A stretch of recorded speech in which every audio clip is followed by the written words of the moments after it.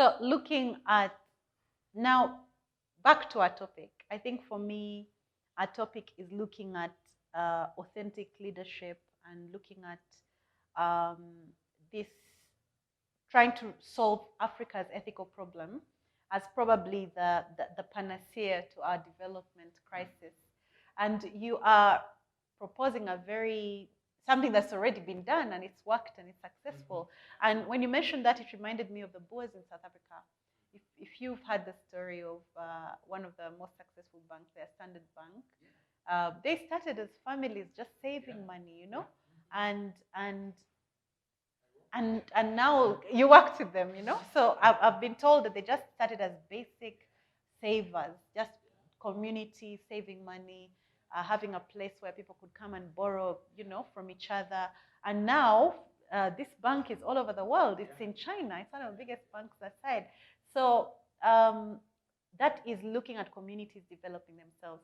But now let's look at the ethical issue and look at a country that was at the same economic level as Uganda and Togo in 1963, Singapore. I think it's one of those success stories when it comes to issues of ethical leadership, when it comes to issues of transformational change management, that kind of thing. And when it also comes to a people having a common resolve. In a place that has systemic corruption, we've also seen the Arab world be transformed when, Dubai, it's like supposedly a piece of rock, but right now it's one of the richest economies because of the intentionality of the leadership, their willingness to sacrifice, because these are the princes and the Emiratis, to sacrifice their comfort for the ordinary people and develop services. So again, going back to this myth of the wicked prosper, we continually see African economies. One group of leadership takes over and takes for themselves and eats. Then someone else take over and eat as well. And then you keep wondering, when are we getting those altruistic people that are actually going to say the people first? And how do you see us moving from where we are right now, Latin? Is there a hope? To me, I would say it's not difficult if leaders, and we are as the people, we're the leaders. We love our country and the people and the nature, right? It starts from the hearts. Because it's like you have kids, right? I'm a dad.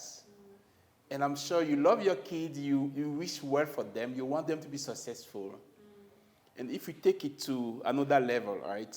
You are a business owner, you love your employees, you want the best for them, you want your company to grow so you can all benefit. And you get it to the national level. So to me, it's really, we have to come back to just simple concepts. Yes. Love. Love. Do you really love your country? Do you love your people? So break it down. I mean, to me, again, it's love, right? If I love something, I won't want to hurt that thing or that person, right? So it comes from the hearts. Maybe let's appeal to that. What if politicians say the price is too high? The price is not high. The price is not high. I don't think so. Loving your nation, your people, and just wanting the best for your country. I think people see that in leadership and people will follow you. Somebody said love is a verb. Because I can sit here and say I love Uganda. No, love is an action. Yeah. So it's a verb, but then you have to show it. You have to show it. So that's where the ethics come in, right? Yeah. Because if you love your people, you don't want to steal from your people. Yeah. Right? You want the resource to be shared. Right? You want to be accountable. Right? I say, I will do this, I will try to do it. If I don't do it, I will come back and say, look, I try, I fail. So leaders who apologize. Of course. And learn from mistakes. You have to be vulnerable. So Because vulnerable leadership. Now we yes, get into the authentic bit. authentic, But vulnerable, ethical, all those things. yes, but then that shows, I'm sorry, now I'm speaking as the people. This will show your weakness. This will make you vulnerable. Then how about the people that are benefiting from, the selfishness? Yeah, that's why we need to turn those people who are benefiting to also love, right? No, seriously. Because nobody will come build Africa for us if it is not African. Thank you. No, nobody will come do Nobody's it. going to do The that Chinese, for us. the East will come, they have their business interests. Yeah. They have their political interests, right? Yeah. It's geopolitics. The people from Europe will come, same. From the US, everybody has interest. Even Barack Obama said that. Yeah. We are all in this for our interest. Yeah. And rightly so, because if you are president of the United States, you want to protect American first. So right? that for me brings me to the point of where some of our governments have left the most basic resources, the very important resources like health, like we were talking about food security, agriculture. You find that they're the smallest in the budget because there's an expectation that there'll be aid in that area. Education, you're leaving education to someone else who might have another agenda. And somehow you expect your education system, which is probably given to you as charity, to develop you, So in your experience, one of the things I've noticed about Africa is that, and you started out by saying you were doing research, is that some of the policies and programs do not emanate from Africa. They're sort of imposed. Like now we're talking about ethics. Ethics now is a serious legal requirement, ESG. Yes, and I was going to tell you. yes, ESG, and ESG, and yes, we'll talk about it. Sustainability. We want to look at governance. Want to look at the ethics. But the question is, for how long will we wait for people to be our conscience from the outside? How long will we wait for people from the outside to remind us that we need to respect the human rights of our people?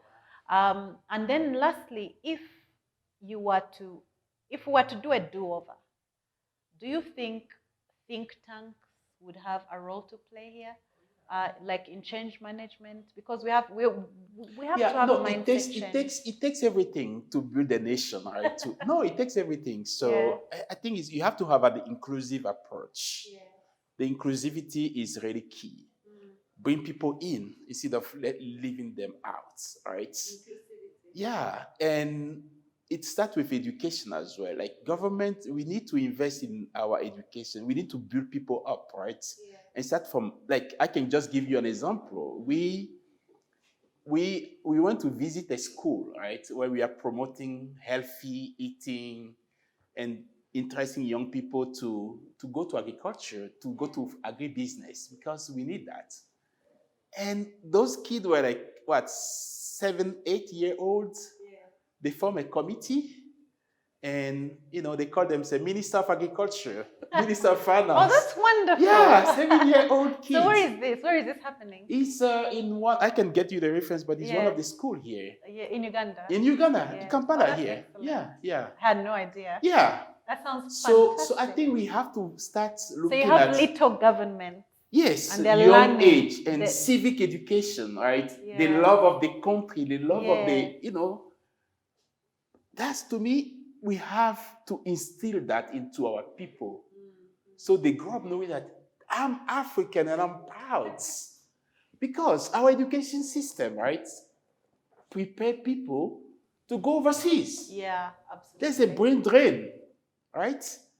So I think we have to turn that and now, upside down. Well, I think that happened for a lot of West Africa. Now, for countries like Uganda, it's really starting now because everybody wants to go to an international school because they're aiming to head abroad. That's too bad. Very bad. That's too bad. Yes. I think we need to change that paradigm and really I like the little governments. Yes. And maybe you'll introduce us and we'll do a study of them. On the other thing, how, if you were, because one of the things I've noticed is that without think tanks, we're not able to develop our own thought leadership around the economic development of Africa. I mean, the African Union does not seem, I'm sorry to say this, but it doesn't seem to be willing to do anything unless it's aided, unless it's funded. I think African governments should be contributing, right? Exactly. They should be putting their money. They should be putting you put your money where your mouth is, right? Thank you. They should be contributing. Like the CFTA, they're waiting for external money for anything. Yeah, that's not being responsible. Seriously. Because if you expect someone to come give you money, money is power. Yeah. Money is influence. Yeah. So that comes with agenda, right? Right. But if it is your own money, you have your own agenda. Exactly. So we need African universities, African intellectual, African whoever. You know, my tribe, where I come from. Yeah. We have somebody in NASA. You know, but I know that there's another tribe here that David Livingstone discovered in the Kingdom of Uganda. They started the C-section before it started in Europe. They had their own model. When you look at Egypt, you know, it's the cradle of civilization. So at what point do we say, I liked what you said, African universities. And we have, I think, about 2 now that are just teaching African studies, studying African culture, heritage, and looking at how can we deal this. I'm proud of Uganda because during the COVID pandemic, we had people even who came up with cures. You had what happened in Mauritius. Yeah. I think I hate to say this, but I think the pandemic sort of woke us up and made us innovative as a continent. Yes. But I'm worried that we may not keep it consistent and sustainable, right? Because people tend to forget very quickly. We are reactive. Yes. Yeah. So if you can keep that momentum created by COVID, because I visited a farm today in Itembe, right? They also started the farm because of COVID. Yeah, right? No, I have a vegetable garden behind my kitchen because of COVID. Everybody in Uganda was boiling herbs and smoking them. Exactly. But there's so much power in those herbs. Absolutely. We don't need some of those chemicals that we put in our body. Yeah. So I think we have to change our mindset as well to appreciate African stuff, African culture. So what's an African like you doing with all your resources, all your knowledge? What am I doing? Yes. I'm talking to you. I think when I first met you, you mentioned something about a group of your friends trying to do something back in Africa. Yeah. We do a lot. I'm involved in so many things. So I'm working with a group. Actually, the founder is... Give an example to the people out there. The founder is Ugandan, actually, but he lives in the US. He set up this African Ballet. Is really a way to also raise the conscience of the diaspora in the US. Right? About the needs of Africa. About the need of the Africa and about the opportunities, not just the needs. The opportunity, the money is here. So that our diasporans can come back and also fight corruption. Yes. Because corruption is a disease that is really eating up African. If we can manage that and bring the ethical leadership, the love for our people, for our continent, I think, and promote our own stuff, be this kind of togetherness, right? Yes. And be truthful to each other. I think that has potential. What are some of the difficulties that diasporans would experience, for instance, in coming back home and being part of the cure? I think people are coming back more and more. And I think we need government to create this kind of enabling environment, right? Enabling policy. Targeting. To say, because some countries are doing that, like Ghana, for instance. Oh, yeah, they have that thing of coming back. Yeah, coming back. And even it's not just the former slave. Ghanaian, the former slave, African American, going back to Ghana. And getting identity. Yes. But tell me about the economic benefit of that. I'm sorry to be a bit... It's massive. The economic benefit is massive because those people are coming back with intellectual capital, right? With cash. Yes. People sell their house in the US. You sell your house $500,000. You come to Africa, you can do a lot of things with it, right? So people are coming with their network, right? Yeah. So it's not just you, but you are plugged into different networks. People are coming with that. People are coming with market opportunities, right? So there's a lot of benefits. Only if this thing can be well organized and we leave the ego out of it. To me, I'm African. Sometimes we are so egocentric. So we leave the ego out of it, and it can bring that love, solidarity. Let's do it together, right? So I think it's possible, and it's happening. We can learn You're from. filling me with hope. No, I have big hope. As the Leadership Institute, the Fidelis Leadership Institute, we, first of all, this is very encouraging because you're giving real solutions and you're giving examples of things that are really working on the continent. As an economist, what do you think we need to sort of jumpstart? I'll give you an example. Uganda exports roses to Norway, and Ghana buys roses from Norway. That's not right. Right now, Brazil's sugar to West Africa is cheaper than Uganda's sugar going to West Africa. So these are some of the challenges that we have. And yes, of course, there are probably infrastructure. But I think that if our leaders in the African Union were to spend more time on putting something in the kitty, on seeing how to connect with each other, because sometimes instead we see them putting up barriers. Yeah, they put barriers. Regionalization. It's not, COMESA is breaking up. There's so many things. Yeah. No, I think the potential is, again, massive from my perspective. But we need those leaders and the people themselves. We need to stay true to that, right? Even crossing border, right? Like between Togo to go to Ghana is a hassle for people, right? And yes, you're in ECOWAS. You know, but you need a visa? Luckily not, but you have racketing from the police, and so if only we can get rid of those barriers, right? Non-tariff barriers. Exactly. Like and to me, global trade is here. I'm not against global trade, but do it in a way that is meaningful and a win-win, right? And also do it in a way that is more and more we want to be concerned about the environment, right? That's not polluting. So if you have more shorter supply chain, right? Instead of flying something from Kampala to Norway and then Norway to Ghana, that's too much emission, Not just imagine, and then the price. Too much emission, there's too much, and the price. The sad thing is that the value add everything is lost. Yeah. It's off the continent. Yeah. So the other thing I want to say is that when you look at, for instance, the COVID pandemic, which forced us to, it created a solution. There are some good things that came out of it, if I may say something about East Africa. East African trucks used to move around, but there were higher charges, for instance, on the Tanzanian side.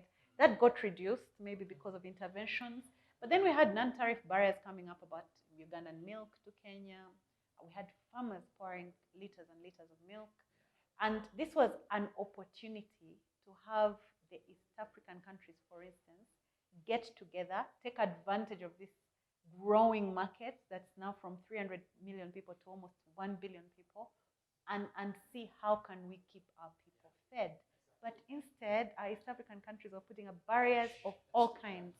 And that politics went on for so long that when the business people wanted now to go to court, the statutes of limitations were, And so you look at the justice system and it doesn't seem to be targeted. And that's why I think we need homegrown solutions. We need courts and statutes of limitations that do not actually create barriers to justice. We need trade policies that are delivered as a region as opposed to as country. Yeah, I mean, totally. I mean, that's the way to go because yes, when you think about China, right? Yes. China is a big country, is a big market. Yes. Even so, just the domestic market alone is huge, enough. right? So Even someone doing Nigeria. Business, Nigeria, India, 300 million people. So if you can, I think million. as Africa, we really have to. If is Africa-wide is so difficult, let's do this kind of regionalization, right? Yeah. So, and it's a big market. So, as an entrepreneur, you know that your market is not just Uganda. Your market is Kenya. Your market is Tanzania. Your market, and it creates jobs. And what do you have to say about Kenya or Tanzania or Togo imposing Western standards, for instance, for product on our local market? You know very well that a Togolese will eat my bananas and be okay with that. I love the matoke. Exactly. But suddenly, the Togolese says no. No, we should adapt. The Western standard is this. So No. So now what's happening is that now everything is being scrutinized by microscopes, put under so much, that by the end of the day, the so-called product, is it safe? Is the integrity of the product okay? Is it African? I think we need to also reevaluate our standards. I'll give you a ridiculous example. I worked in the National Water and Sewage Corporation, and our sewage regulations as a country were higher than the sewage regulations of the sewage standards of the World Health Organization. Would you believe that? And yet they were too high for us to achieve, but we had legislators who had come up with things that were impossible to achieve. So sometimes I think we do need think tanks. I think I like how you said think tank grounded on the reality here. I think there's so much, like even this grounded on data. Yeah, grounded on evidence, things happening already here. Yeah. Because maybe the powers of sharing the stories. Yes. Because I feel like we're isolated. Yeah. Good things are happening all over Africa, innovation, technology, all these things, but they are in silos. That's why Smart TV is here for, right? Oh, yeah.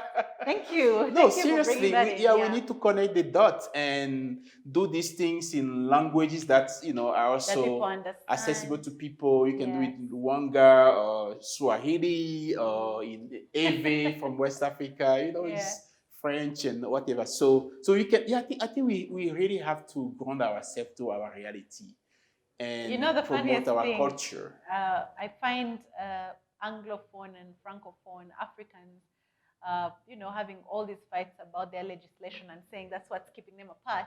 And yet the European Union they're coming together. Everybody together. And they have one currency. Yeah. I cannot wait for one African currency. I'm excited about this. We have to move there, and we also have to move with the people. Yes. If you had 5 things, you growing up with your experience, if you had 5 things you'd tell today's young leader, young man, in order for him to be a part of the change that he wants to see, where would you start? 5 things. 5 things. You can make them 2. You can. I think just speaking from my personal experience, right? Yeah. I value education, learning, continuous learning, right? And I love your facts, right? They're teachable. So. Just being willing to be teachable, to learn and it can be formal and informal learning. You can read on the internet, so be open, have an open mind, right? And don't be afraid to make mistake. Yes. Because we'll learn from mistake, right? And I would say mistakes are part of the process. Yes, totally. Learn from it. Yeah. I'm a faithful person. That's why I love you. Being faithful as well. Being faithful. You're just already. Being faithful is key, and use your faith and be a role model. I mean, walk the talk. You can say something and do something else. So keep yourself accountable. That's been Dr. Latte Lawson Latego. He's been fantastic. Thank you all the way from Washington. This is Fiona Wolf from the Fidelis Leadership Institute. Thank you to Smart 24, and have a fantastic Women's Month.